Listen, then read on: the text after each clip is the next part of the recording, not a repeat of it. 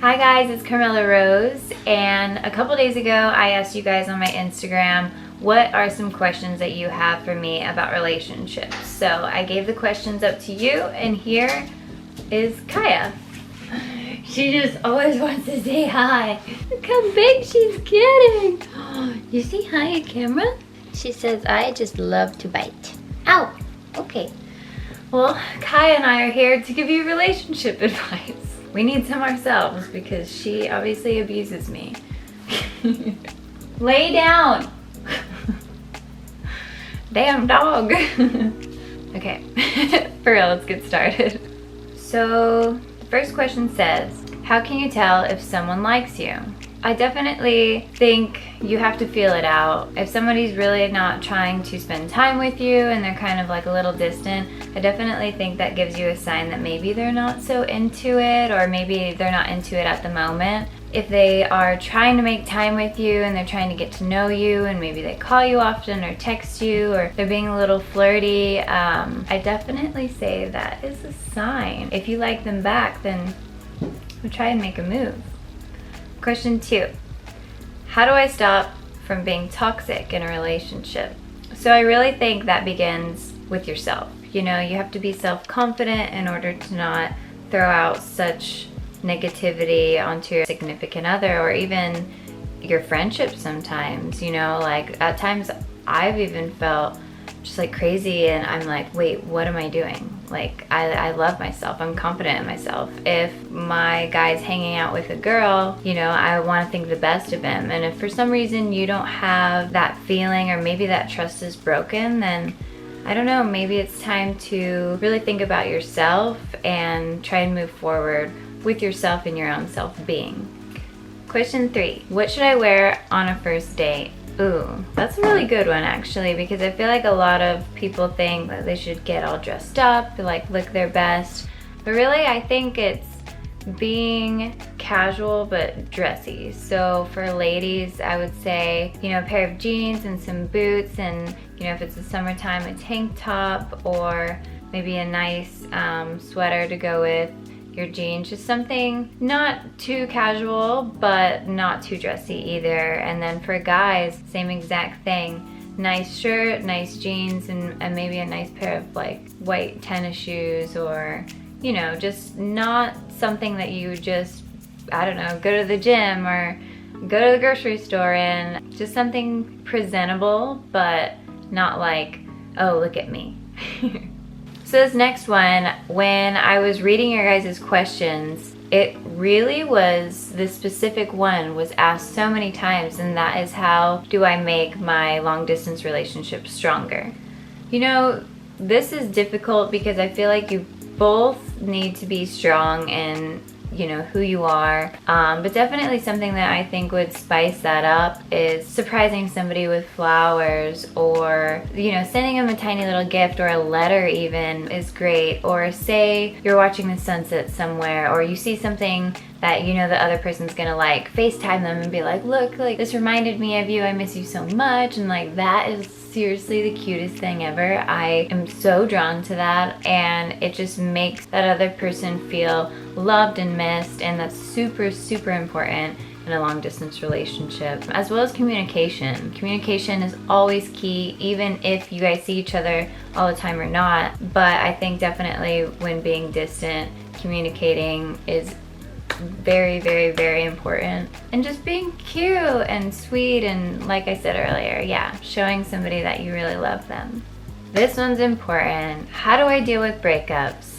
You know, I wish I had someone to kind of talk to me when I was dealing with breakups in the past. How I would handle them at first was definitely not good. Indulging myself with ice cream and cookies, which is not too bad, but you don't want to do that too much. But you know, it's hard. I think definitely staying busy, keeping yourself active, keeping yourself working, like really find out who you are, like keep pushing yourself. It's really, really easy to get caught up on the emotions and to think about the past when you're not doing anything, when you're just sitting at home. And so go hang out with, you know, your friends or new people and do activities that you've never done before, or just get back into the groove of your life of being yourself and like what your aspirations are. I found that to be extremely helpful. Also talking to people, talking to your close friends, not just like bottling up everything inside of you is super, super key. I used to just not talk to anybody, and then everything just felt like it was crashing down, and it's like, you don't want that at all. Like, you're a beautiful person, you got this, you know. Everything happens for a reason, as cheesy as it sounds, as I'm sure everybody always tells you, but it's true, and that's extremely powerful. So keep busy. So an idea for a first ideal date. Ooh, gosh, my imagination just went wild just now. Gosh, I always think of like the ideal first date, but then of course my first date always ends up as like going to dinner or something like that, which is super cool. I love that. I love food. But I think an ideal first date would be something cute, like going for a hike and then ending it with a picnic. Like doing that at the beach, or just something like that. Something a little more adventurous and fun, something that you can experience more, because you can go to a restaurant anytime, you know. And not to say that going on a dinner date is bad, but I think for an overall growth of, you know, a connection forming, is seeing how you guys are when it comes to experiencing life and experiencing things together. And so I would say in that realm of things, that sounds like the first ideal date. A lot of these are kind of similar. Okay, this one made me upset when reading it. It says, how do I trust them after they cheat? Oof.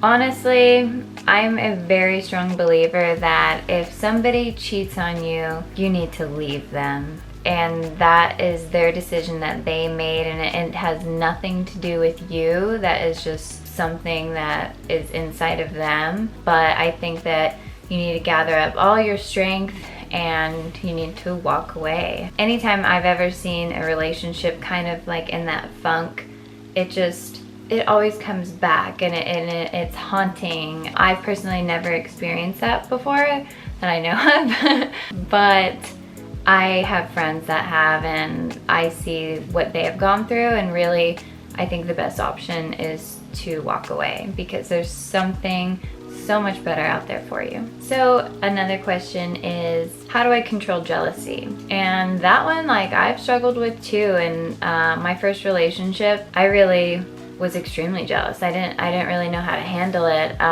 You know, all these like thoughts would be all made up in my head, and it really just took growth within myself to be like, no, I should not act like that. I should know when to be jealous, because of course, if your girl or guy is flirting with someone and it's extremely obvious, well then yeah, it's a human reaction to be jealous, because they're not being the best version of themselves. Sorry, I'm about to stutter because I'm getting into it, you guys. But yeah, they're not being the best version of themselves. And so I think there's moments for it, but if they're just hanging out with one of their best girlfriends and you're being weird, or maybe, you know, you're looking at her phone and she's just on her phone scrolling, you're like, who's that guy? Like, no, come on, get that, toss it. Like, no one likes that at all. I think there's moments for it. Of course, you guys know what's wrong from right, but those silly thoughts, those ones that don't really matter, just really try and swallow them, because most likely they don't exist. So this one says, who typically should make the first move? I'm actually all about like energies. If you get a feel for maybe like the girl is, you know, she's getting in close to you, you can like feel that she definitely wants to kiss you, dude, or babe. You know, I would get a feel for it. I don't think it should be like, oh, the guy should always make the first move. Oh, the girl should always make the first move. No, it's not like that. It's how you feel. If you want to make the first move, make the first move. You've got this. You're good. This one. How do I get out of the friend zone? I think it's pretty simple. Don't try so hard. You know, when you don't try hard, you don't really scare someone away. When you don't try hard and you're just yourself, the other person is usually like, wow, like this person's awesome. I really want to get to know them more. And you know, girls or guys, we just want to be friends. And we might think you're awesome and we love you so much, but not everybody is for each other. You know, if you are in the friend zone, it's not the worst place to be. You always hear stories of, you know, people being together down the road. It's just really being yourself and holding that connection, but yeah, try not to scare them. Ooh. This one's tough. I'm in a relationship, but like my best friend. What do I do? Personally, if you're in a relationship and you are thinking about somebody else, that should sure enough be a sign already that you need to not waste the other person's time. I know it's gonna suck really breaking that news to them, but it will be for the better. I would say if you're in the relationship and he or she thinks that it's good, but you're sitting there and you're thinking about your best friend constantly, I definitely would tell them. So I got a question that says, how do I feel about being a virgin at 21? Feel good about it. That's okay. You know, you don't need to have sex right away or be intimate. Do it when it feels right. Whenever you're ready, and your heart knows. And so if you want to save yourself for marriage, whatever, it doesn't matter what age you are. Just have the confidence in it and you'll be fine.